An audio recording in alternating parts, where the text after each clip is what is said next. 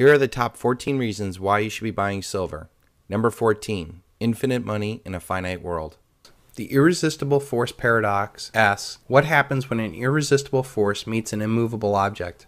Our debt-based monetary system must create more debt each and every year in excess of the debt and interest accrued the year before. The more debt money the bankers create, the more profit they have. The more money debt the politicians spend, the more power they have. This sick symbiotic relationship of lender of last resort meets the spender of last resort ensures exponential growth of money. The elite will keep using the power of the printing press to maintain their power, but ultimately this will only accelerate their demise. There is a mathematical inevitable end to this system, as infinite money debt meets the world's finite resources and ultimately the limits of human faith. The more money and debt chasing after fewer goods and services will cause inflation.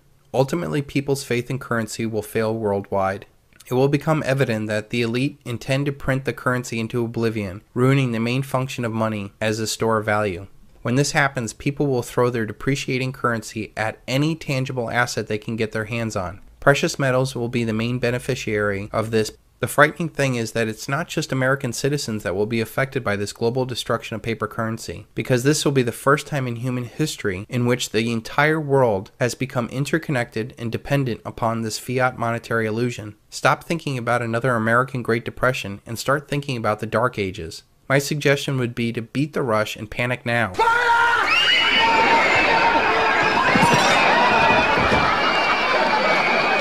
When this current monetary order dies, so will millions if not billions of people as an era of unlimited money comes to an end. Think of the millions that are on food stamps that have no support system to carry them. Think about the billions of dollars in food subsidies ending, food riots, skyrocketing food and fuel prices globally. In this hyperinflationary collapse of the world's money, I predict that up to 90% of your money will go towards food and fuel. Not your mortgage, not your car payments, taxes, tuitions, medical bills, or anything else. Just the basic necessities like food and fuel. Most will not be able to make this transition and unfortunately will die. And that is before the wars, riots, and violence take even more people down. This dramatic shift in life will also prevent people from having children in this turbulence. There will be a scar in the human experience that will be felt for generations. Number 13, the shift from paper assets to tangible assets. Those that understand that there is a major shift out of paper assets into real assets inevitably start with the gut reaction of buying gold. The more I learned about silver, the more I saw that it was the only investment for me and my family.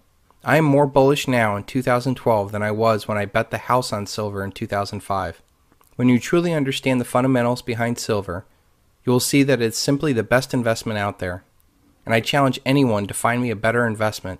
First and foremost, the reason why I invested in physical silver is because it is a physical, tangible asset. When I say invest in silver, I do not mean anything else but the real stuff in your hand. If you don't hold it, you don't own it. Stay away from SLV, unallocated bullion accounts, mining shares, and stick to the physical. I would hate for you to be right on silver and wrong on the form of silver. We are entering a generational shift out of paper assets into real tangible assets. As I've stated many times in the past, the dollar is mathematically going to collapse, and it is the very basis for our entire world economy. The dollar collapse will be the single largest event in human history, and will dramatically touch every human being on Earth and will leave a scar on generations to come. Yes, it's going to be that big. When the mathematically inevitable collapse happens, all paper assets will be destroyed. This goes for dollars, yen, euro, CDs, munis, T-bills, money markets, insurance policies, pensions, privately owned businesses, structured settlements, social security, dividends, 401ks, IRAs, stocks, options, bonds, and even real estate. Without a functioning currency and the uncertainty it brings, credit grinds to a halt, payments grind to a halt, markets grind to a halt, the world economy grinds to a halt. People panic, and this always leads to war. This naturally leads to investors finding value in real tangible assets like commodities. Commodities are real things that we use every day in our life, like pork, cotton, corn, oil, and steel. The problems with most commodities is storage. I know for a fact that two of the best asset classes to be in terms of real inflation-adjusted returns, will be food and fuel. They are most essential to humanity, and they are hardest to live without. I strongly recommend people stocking up on preparations before they buy silver. You will need at least a 3-month supply of food per person as a buffer for the massive global social upheaval we are going to go through with the collapse of the dollar. The problem with investing in most food and fuel is storage issues. most food and fuel deteriorates and becomes worthless. Also, storage can be prohibitive because we're talking about some big dollars. I don't know about you, but I certainly don't have a grain silo or storage tanks. Unless you're a farmer or an oil baron, this usually rules out many commodities for the average investor. This brings us to metals because they don't deteriorate. For most metals, storage is a big issue. $8,000 will buy you a ton of copper, but just over 4 ounces of gold. This is why precious metals are sought after, because of their rarity and their ability to store so much wealth in a small space. Number 12. Silver is the indispensable metal. The first demand is industrial demand. First and foremost, silver is being used as an industrial metal. Silver is the indispensable metal. Next to oil, silver is the most widely used commodity ever, as it has over 10,000 uses. As technology progresses and expands, silver's usefulness will explode even further. Its unique characteristics are unlike any other commodity in the world.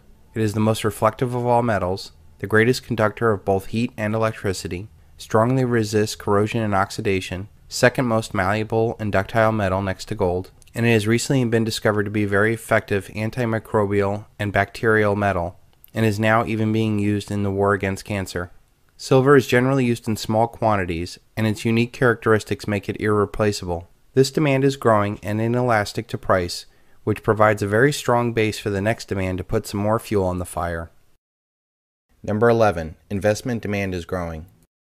The next demand is the growing investment demand. This demand has almost been dead for the past generation of investors.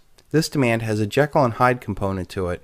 It has a paper trader component to it that simply wants a horse to bet on. These investors are primarily Anglo-American institutional investors and tend to want the silver price lower. But what they really want is to get big swings in the market. They trade anywhere from 40 to 1,000 paper ounces of silver for every real physical ounce in the market, and they only usually take about 3% of the real physical off the market when it is traded.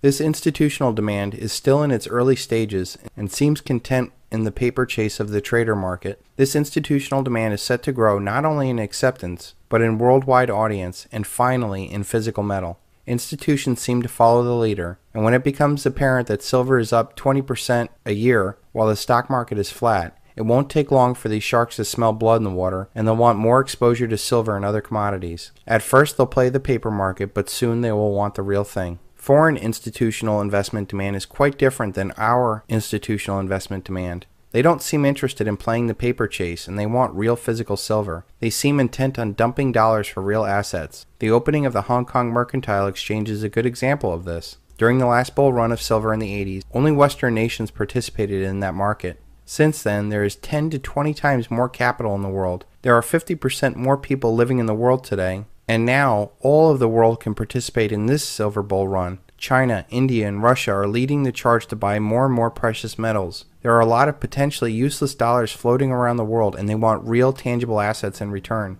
This type of foreign institutional investment demand wants higher prices and has the potential for backing the final demand, which will catapult silver into the stratosphere. The final investment demand is private investors. These investors typically want physical and only dabble in the paper trader market. These investors buy and hold, and they differentiate themselves from the other demands that specifically want a higher price for their investment. They plan on dumping their toxic paper assets and getting real physical assets outside of the paper chase. These investors are like ants, constantly taking food off the table and storing it for a rainy day. This demand is joining the industrial demand and taking real physical metal off of the market. But unlike the industrial users, the investment demand of private investors strictly want higher prices.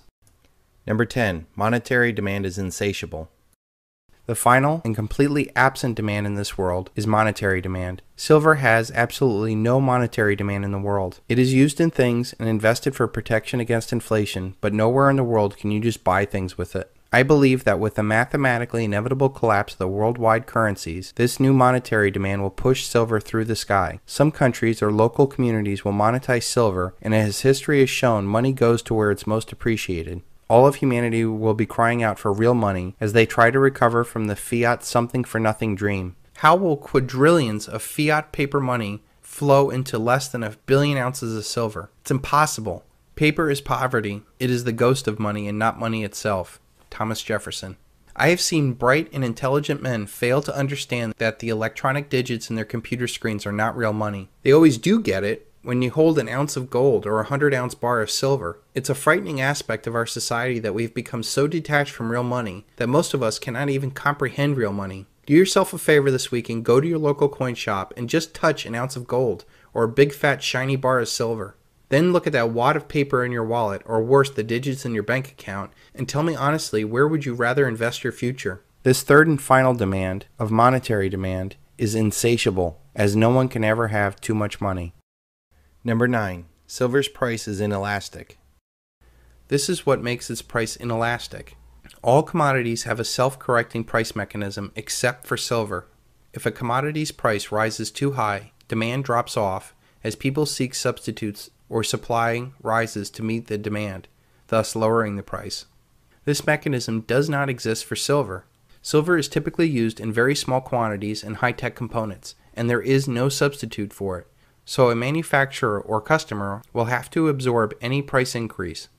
Silver is now starting to be used in clothing to reduce odors caused by bacteria. What is remarkable about it is that by weight, silver represents only 1/40,000th of the total of inputs on that shirt. When used in such tiny quantities, silver's price is almost irrelevant. Over 20 million tons of polyester sportswear produced every year.